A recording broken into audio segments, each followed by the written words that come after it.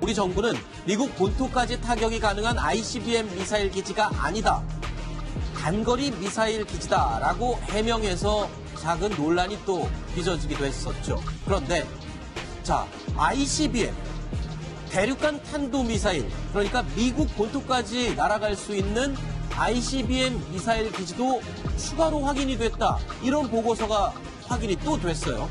네, 그렇습니다. CSIS 연구원, 범유대지 연구원이 자유아시아 방송과 인터뷰를 통해서 밝힌 내용입니다. 논란이 됐던 이 삭간몰은 사실 단거리로서 이 DMZ 인근에 위치하는 거거든요. 네. 하지만 이 단거리 미사일 외에도 북한이 갖고 있는 중거리, 그리고 장거리, ICBM 미사일 등 다양합니다. 네. 그런데 이 ICBM 미사일은 후방 지역에 주로 배치가 되어 있거든요. 그런데 이 범유대지 연구원이 후방 지역의 몇 곳에서 이 ICBM을 생산하고 있는 미사일 기지를 포착을 했고, 네. 이와 관련된 후속 보고서들이 앞으로 계속해서 발표가 될 거다. 이런 폭로를 한 겁니다. 네. 이후에 이 범유대지 연구원은요. 하지만 이 미사일 기지들에서 이렇게 유의미한 움직임은 아직까지는 없고 일상적인 움직임들이 있지만 이 보고서를 추가적으로 내놓음으로써 이 북한의 미사일 기지를 앞으로 예의주시해 보겠다. 이러한 경고를 한 걸로 보입니다. 네. 어제는 이 CSIS 보고서의 내용을 인용한 뉴욕타임스의 보도 내용을 통해서 저희가 전해드렸었는데, 이번에는 이 버뮤대지 연구원, 즉 이 보고서를 쓴 당사자가 이야기한 말을 토대로 전해드리고 있습니다. 그러면서 이 버뮤대지 연구원은요, 북한의 미사일 기지가 3개의 벨트로 나뉘어서 운용되고 있다라는 설명도 덧붙였습니다. 군사분계선에서 가장 가까운 위치에는 단거리 미사일들이 배치가 되어 있습니다. 이른바 전술벨트라고 해서요, 북방 50에서 90km 내에 집중 배치가 되어 있습니다. 주로 스커드 미사일 계열이 배치가 되어 있는데요. 단거리 미사일 위주가 되겠습니다. 두 번째 벨트, 조금 뒤쪽에 배치된 벨트인데요. 이른바 작전 벨트라고 해서 북방 90km에서 150km까지의 거리 후방으로 배치가 되어 있습니다. 노동 미사일 계열의 탄도 미사일들이 배치가 되어 있고요. 그리고 조금 전에 말씀드렸던 ICBM 대륙간 탄도 미사일들은 바로 후방에 배치가 되어 있었습니다. 세 번째, 전략 벨트라고 해서요, 화성 계열 그리고 대포동 계열, 주로 중장거리로 분류되는 발사체를 갖고 있는 미사일이죠. 이렇게 3가지 벨트를 토대로 운영이 된다. 자, 신인균 대표님, 북한이 미사일을 운영하는 이 3가지 벨트, 어떤 의미를 포착할 수 있나요? 일단 미사일의 사정 거리에 따라서 이제 골고루 배치를 했죠. 네. 그래서 전술 벨트라고 하는 것에는 KN-02, 그게 이제 최대 사정 거리가 한 160에서 240km 정도 돼요. KN-02 계열의 그 미사일 발사대가 한 12개 있거든요. 그걸 네. 이제 분산 배치를 해놓고, 또 스커드-B, 스커드-C, 이게 이제 사정 거리 300에서 500km 아니겠습니까? 네. 이걸 이제 전술 벨트에 배치를 하고, 그리고 작전 벨트에는 참고로 스커드 발사대는 36개가 있어요. 그리고 이제 노동미사일 같은 경우는 27개 발사대가 있는데, 네. 그걸 이제 작전벨트 해가지고, 노동미사일은 사정거리가 1300km 아니겠습니까? 네. 그러면은 저 평양 인근 이 평양 원산 라인에 배치를 하면 제주도까지, 또 일본 거의 전역이 타격권에 들어옵니다. 네. 그 스커드 ER 계열하고 노동을 이제 그쪽에 배치를 하고, 그리고 무수단 미사일 발사대가 27개 있다고 알려져 있어요. 그것과 함께 KN-08 그리고 KN-14 같은 ICBM 또는 IRBM 같은 미국을 타격할 수 있는 게 그게 6개에서 12개 정도 있어요. 그러한 40개 정도를 북쪽, 개마고원 인근 이런 쪽에 배치를 해서 놨는데, 왜 그럼 북쪽에 있냐? 미국의 폭격기가 폭격하러 왔을 때 좀 더 안전하게 보호를 하기 위해서 산악 지역에, 깊숙한 내륙 지역에, 또 가급적이면 중국의 방공식별구역 안에, 인근에 이런 쪽에 이제 쫙 배치를 해놨습니다. 후방에 ICBM을 배치한 이유가 궁금했었는데 바로 그런 이유군요. 먼저 공격당하지 않고, 그리고 개마고원 산간 지역에 은밀한 곳에 숨겨놓기 위한 의도로 분석이 된다. 자, 어제요, 이 내용이 공개되기 전에 13곳에 이 미사일 기지가 운용되고 있다라는 내용만으로도 굉장히 시끄러웠습니다. 오늘 오전에 국회 정보위원회가 열렸는데, 국정원 측에서는 이미 그 내용, 삭간몰 미사일 기지에 대해서 이미 다 알고 파악하고 있었다, 이렇게 이야기를 하고 있군요. 민간 위성이 가지고 있는 그 낮은 해상도 가지고도 이렇게 뭐 자세하게 그 보고서를 쓸 수 있을 정도니까, 네. 군사 위성을 이용하고 있는 뭐 한미 정부 당국에서는 당연히 이거 파악을 하고 있겠죠. 네. 근데 문제는 거기서 파악한 것을 절대로 발사하지 않지 않습니까?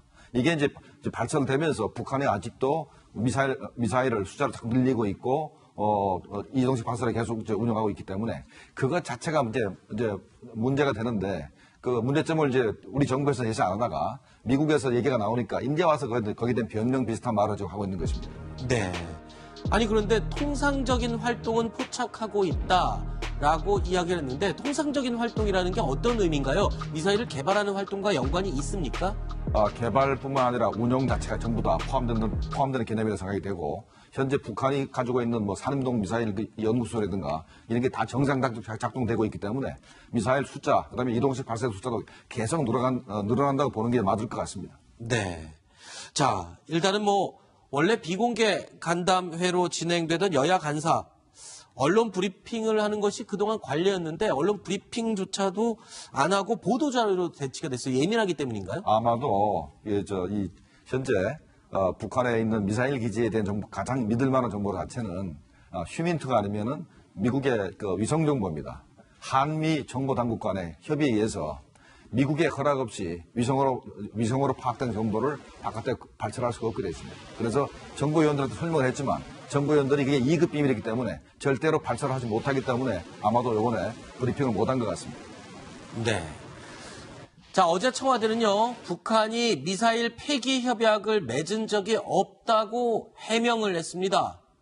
이런 바람에 북한 대변인이냐라는 일각에서의 비판을 받기도 했었는데요. 자, 정말 북한은 미사일 폐기 협약을 맺지 않은 걸까요? 조선 반도를 핵무기도 핵 위협도 없는 평화의 땅으로 만들기 위해 적극 노력해 나가기로 확약하였습니다. 자, 이게 논란이 되고 있습니다. 핵무기, 핵미사일 폐기라고 한다면 탄도미사일도 이게 포함이 돼야 되는 거냐? 핵만을 기준으로 해야 되는 건지 아니면 핵에 탄도미사일이 포함이 되는 건지 이게 지금 애매해서 논란이 되고 있거든요. 어떻게 구분을 지어야 합니까? 지금 핵과 미사일, 핵미사일을 폐기한다라고 했으면 탄도미사일이 당연히 포함된 거 아닌가요? 어떻습니까? 당연히 포함돼야죠. 그래요? 핵무기라고 하는 것은 핵탄두만 있어가지고는 아무 의미가 없습니다. 왜냐하면 뭐 우리 그 채널A 뉴스탑10에서도 핵무기 하나 가지고 있지 않습니까? 그걸 모형이죠, 모형. 그렇죠. 네. 뭐 그걸 예. 우리가 어떻게 터뜨릴 수 있는 거 아니겠습니까? 똑같습니다. 네. 북한도 만약에 그걸 운반체가 없으면 모형에 불과한 거예요. 정말로 핵 그 기폭 장치와 분열 장치가 안에 내부에 들어있다 하더라도 그게 운반체가 있어야만이 그것이 무기로서 인정을 받는 것이지 네. 운반체 없는 어떤 그 탄두만 있어가지고 아무 쓸모가 없습니다. 따라서 핵무기라고 하는 것은 핵탄두와 그것을 운반할 수 있는 미사일이 같이 포함되는 것이 당연하다는 겁니다. 그런데 어제 공개됐던 삭간몰 기지에 있는 미사일들 이런 것들은 핵탄두를 장착하지 않는 단거리 그냥 단순 탄도미사일이기 때문에 네. 지금 논의에서 배제돼야 되는 별도 논의의 문제다. 이런 얘기를 하는 전문가들도 있거든요. 그건 조금 얘기가 말이 안 되는 것이 아, 그래요? 스커드 미사일이 북한에 들어온 게 벌써 상당히 오래됐습니다. 이게 네. 80년대에 완번에 들어왔거든요. 스커드 B가 들어왔는데 스커드 B 자체가 벌써 핵탄두를 실을 수 있는 미사일이었습니다. 네. 그렇기 때문에 현재 그 삭간몰에 있는 단거리, 중거리 미사일들이 전부 다 핵탄두를 실을 수 있는 미사일들이기 때문에 아하. 이것이 바로 문제가 되는 것이죠. 자, 이 뉴욕타임스의 북한 미사일 비밀 운용 관련 내용 보도 때문에 트럼프 대통령이요, 김정은 위원장에게 속은 것이 아니냐라는 비판적인 분위기가 만들어졌습니다. 가만히 있을 트럼프 대통령이 아니겠죠. 자, 뉴욕타임스의 보도는 가짜뉴스다라고 즉각 일축을 해버렸군요. 네, 우리 시간으로 오늘 새벽에 네. 트럼프 대통령이 자신의 트위터를 통해서 밝힌 내용입니다. 이 NYT 보도가 나온 직후에 바로 트윗을 올리지 않은 걸 봤을 때는 아무래도 한국에서 이 언론에서 굉장히 과열되게 이 논란이 되니까 이에 대해서 수습을 하기 위해서 트윗을 남긴 것으로도 해석을 해볼 수 있는데요. 네. 일단 이 트럼프 대통령은요, 충분히 인지한 내용이고 어제 김의겸 청와대 대변인이 말했던 것과 비슷하게 새로울 것이 없다라고 말을 했습니다. 청와대 입장과 예. 거의 같은 내용이네요. 청와대와 궤를 같이 하는 논조라고 해석을 해볼 수도 있고요. 또 이 NYT의 보도를 보면요, 엄청난 기만 이런 단어를 썼거든요. 이 단어에 대해서는 가짜 뉴스다라고 일축을 했습니다. 즉 이 트럼프 대통령의 속내를 보면요, 지금 현재 중간 선거 이후에 민주당이 하원을 장악한 상태에서 이 북미 회담을 두고 계속해서 비판적이고 회의적인 기류가 나오는 상황이지 않습니까? 아하. 예, 그러다 보니까 이 미사일 기지 이 폭로로 인해서 이 북한의 비핵화 진정성에 대한 회의적인 시각에 팽배할까봐 이를 우려를 차단하기 위해 트럼프 대통령이 직접 트윗을 올렸다. 이렇게 해석을 해볼 수 있습니다. 네. 트럼프 대통령 입장에서는 중간 선거로 하원을 뺏기고 나서 이 대북 정책에 대한 비난의 화살이 집중적으로 지금 쏟아지는 분위기인 것 같습니다. 이러다가 지금 비핵화 동력을 잃게 될까봐 트럼프는 신경 많이 쓰일 것 같아요.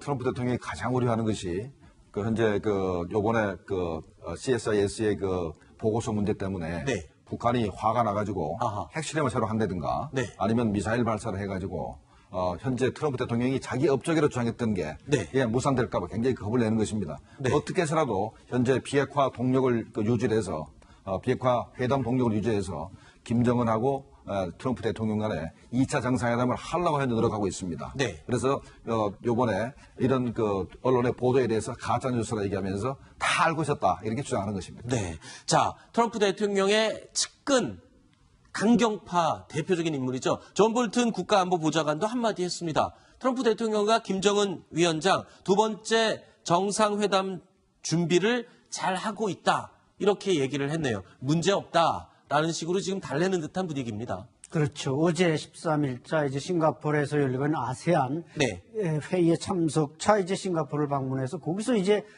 정상회담 준비는 다 착실히 잘 되고 있다. 이렇게 이제 발표를 했습니다. 이것은 결국 뭐 북한에 주는 하나의 시그널일 수도 있고 김영철 부위원장의 이제 워싱턴 방문이 무산된 이후에 어떻게 보면 정상회담을 가장 명백하게 언급한 것이지만은 지금까지 과연 볼튼이 말하는 것처럼 2차 정상회담이 내년 초에 진행될지 그것은 사실상 불투명한 상태입니다. 그러나 결국 북미 정상회담이 열리지 않는다면 북한이 이제 김정은 위원장도 아마 신년사에서 올해 신년사에서는 상당히 남북 간의 파격적인 제안이 있었지만 또 이제 2019년 신년사에서는 북미 간의 어떤 파격적 제안이 있을지 네. 아니면 이제 뭐 핵건설, 경제건설, 병진 노선으로 회귀할지 그럭저럭이라는 건 지금 사실상 있을 수 없습니다. 북한은 제재와 압박을 심하게 받고 있기 때문에 그럭저럭 갈 수 있다는 건 결국 내년 초반까지는 가능할런지 모르지만 그 이상은 허용될 수 없는 문제이기 때문에 네. 과연 존 볼턴이 말하고 있는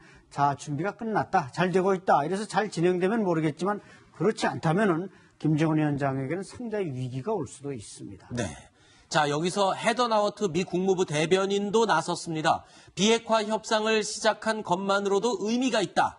앞으로 더 갈 길이 바쁜데 왜 발목을 잡느냐라면서 쓴소리를 던졌습니다. Now we have come an awfully long way since last summer when ballistic missiles were being launched. Recall when there was a ballistic missile launched over Japan, how frightening that was for those in that country. Nuclear weapons were being tested. We had 3 Americans who had been detained by the North Korean government. We have still come a long way from where we were in our relationship and our posture with North Korea in the past year. We see that as progress. A lot of people like to poo-poo that idea. There is still a long way to go, and we go into this with our eyes wide open, recognizing and acknowledging that there is work that's left to be done. Our policies have not changed. 자, 지금 헤더 나워트의 얘기는 이겁니다. 그러니까 CSIS의 보고서 내용을 첫 보도한 뉴욕타임스의 보도 내용에 대해서 불만을 많이 갖고 있는 것 같습니다. 그러니까 악의적인 프레임을 덮어씌워서 정치적인 공격을 하는 게 아니냐 이렇게 얘기를 하고 있는 거거든요. 그러니까 뉴욕타임즈 보도에 팩트는 문제 삼지 않는 겁니다. 근데 해석은 어떻게 했냐면은 거대한 기만이 있었다. 네. 북한이 속였다 이런 얘기를 하는데 현재 국무부나 트럼프 대통령 입장에서는 아직까지 북한하고 이 탄도미사일 폐기 관련해서 어떤 합의도 없었기 때문에 북한이 속인 게 아니다. 이런 입장을 해서 북한을 약간 변호하는 그런 입장을 보이고 있는 것입니다. 네. 그런데요, 이 보고서를 발간한 버뮤데즈 연구원은 이런 얘기를 했습니다. 미국, 한국, 아시아 등 대중과 정책 이반자들 사이에서 이와 관련 내용이 논의되기를 바라는 마음으로 이 보고서를 작성했다. 그러니까 이게 문제점이 될 수도 있고 심각한 위협이 될 수 있는 부분인데 논의가 되지 않고 있기 때문에 뭔가 좀 논의의 장을 마련하기 위한 의도가 있었다.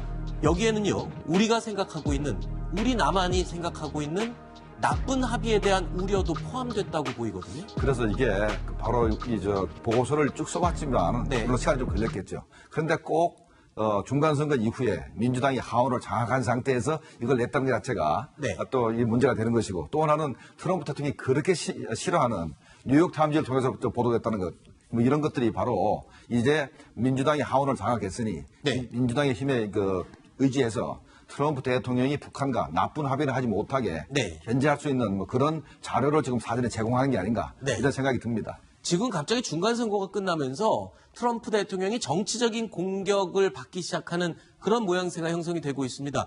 김정은 위원장은 지금 이 상황을 어떻게 바라보고 있을까요? 글쎄요, 김정은 위원장도 트럼프도 이 중간선거가 어떻게 보면 하나의 그 정치적 이용의 모멘텀이었는데 이게 지나가 버리지 않았습니까? 네. 어떻게 보면 내년 초가 와도 양쪽 다 뭔가 중요한 뭐 정치적 이슈가 이 비핵화라는 문제를 놓고 한 2년이라는 긴 시간을 보고 있기 때문에 당면하게 화급하게 나서는 문제는 사실 없다고 볼 수 있습니다. 그러나 그럼에도 불구하고 트럼프 대통령으로서는 민주당으로부터 다가오고 있는 저런 비난의 공세를 모면하기 위해서라도 또 김정은 위원장으로서는 이 압박과 제재의 강도가 계속 조여오기 때문에 그것을 탈피하기 위해서라도 북미 정상회담 분명히 해야 된다. 네. 2차 정상회담. 그게 아마 내년 1, 2월에 진행이 될지 그게 이제 초미의 관심사라고 할 수 있습니다. 알겠습니다.